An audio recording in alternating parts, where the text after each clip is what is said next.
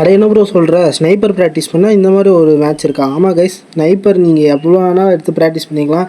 Double sniper, double AWM என்ன வேணால் எடுத்துக்கலாம். அஃபிஷியல் மோடில் வந்துட்டு இந்த டீம் அப்னு ஒரு கேம் இருக்குது பார்த்தீங்களா, ஃபஸ்ட்டு நான் காட்டுறேன்.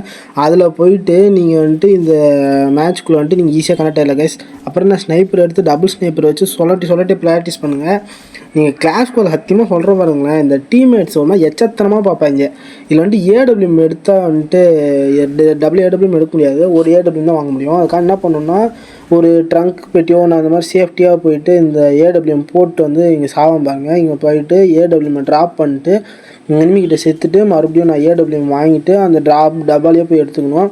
இப்போ அண்ணனோட ஏடபிள்யூஎம் சம்பவங்களை பார்க்க போகிறீங்க. மண்டையடி பாபா மாதிரியே பயமாக இருக்கிற கோஸ்ட் கேமிங் அவரோட கேம் பிளே வந்துட்டு இப்போ பார்க்க போகிறீங்க. பாருங்கள், டபுள் ஸ்னைப்பரில் ஒரே புல்லட் ஆக்கிற மாதிரி ஆச்சு கைஸ். நம்ம அங்கே பாருங்கள், இவர் வந்துட்டு 2 அடி அடிக்க வேண்டியது போல். ஆமாம், பார்த்தீங்களா இல்லையா? இப்போ பாருங்கள், ஒருத்தர் ஹெட் ஷாட் அடிப்போம், அப்போது ஹெட் ஷாட். அதை பார்த்தீங்களா, எல்லாம் ஈஸியாக முடிச்சு விட்டுலாம். நீங்கள் கொஞ்சம் 10 நிமிஷம் மேட்ச் கைஸ். உங்கள் மேலே பார்த்தீங்கன்னா தெரியும் நான் எவ்வளோ நேரம் விளையாடி இருக்கேன்னா 6 நிமிஷம் முடிஞ்சிருக்கு. இது வந்துட்டு ஒரு 3 மினிட்ஸ் 4 மினிட்ஸ் அப்படி வரும்போது கொஞ்சம் கம்ப்ளீட் ஆகிடும் மேட்ச். இதில் வந்துட்டு மொத்தம் 12 கில் போட்டிருப்போம் கைஸ்.